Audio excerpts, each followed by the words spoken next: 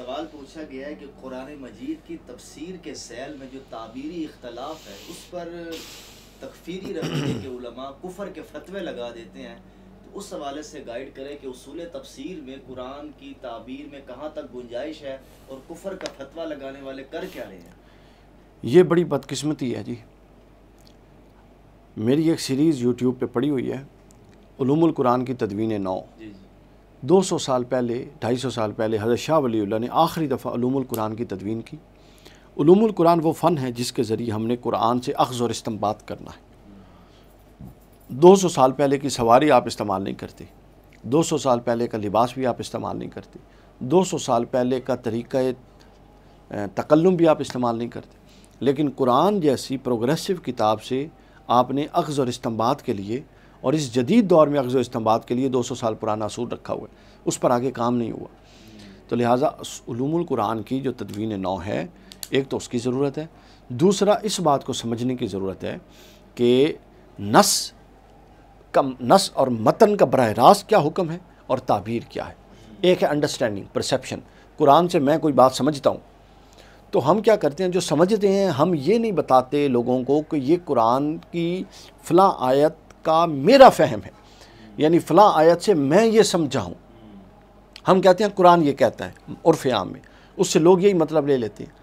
اس کا انکار کفر نہیں ہو سکتا، چونکہ وہ قرآن کا نہیں ہو رہا، وہ میری فہم کا ہو رہا ہے جو میں قرآن سے اخذ کر چکا ہوں.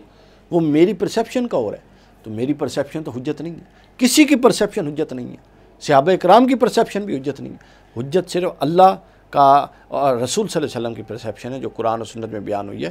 یہی تو وجہ تھی، وہی قرآن کی آیات تھیں. صحابہ اکرام میں سے ایک طبقہ اور معنی لیتا تھا، دوسرا اور معنی لیتا تھا، اور کسی نے ایک دوسرے کو برا بھلا تو نہیں کہا، غلط تو نہیں کہا.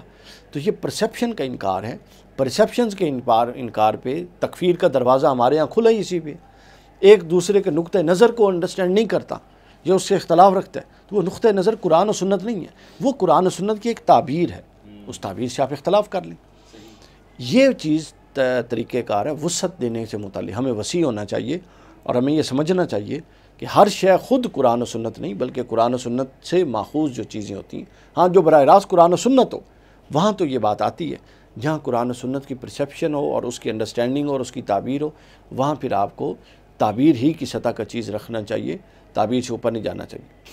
میرا پی ایچ ڈی کا تھیسس بھی اسی موضوع پہ تھا. اس میں ایک چیپٹر ہے کہ نص اور تعبیر نص، یہ قبلہ زور کی کتاب ہے، اور میرے اس تھیسس میں ہے ڈاکٹر برہان فاروقی صاحب کے تناظر میں نے لکھا ہے کہ جو نص ہے قرآن کی، اور پھر اس پر جو انسانی استعداد کے علوم زائدہ ہیں، ہم نے ان دونوں کو ملا دیا ہے.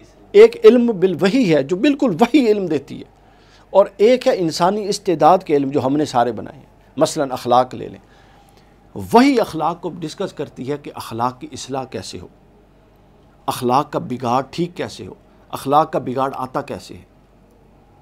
اور جو انسانی استعداد کا علم ہے وہ کیا کرتا ہے، وہ سب سے پہلے کہتا ہے اخلاق کیا ہوتا ہے، خیر و شر کی بحث کیا ہے، اخلاق خارجی چیز ہے داخلی چیز ہے، وہ ان چیزوں کو لے لیتا ہے. قرآن کی غایت انسان کی اصلاح ہے، تو قرآن ان چیزوں کو نہیں لیتا. تو لہٰذا جب سے انسانی استعداد کے علوم زائدہ اور علم بالوحی کو خلط ملط کر دیا گیا، ملا دیا گیا، اور ان میں فرق نہیں رہا، اس وقت سے قرآن غیر مؤثر ہو گیا.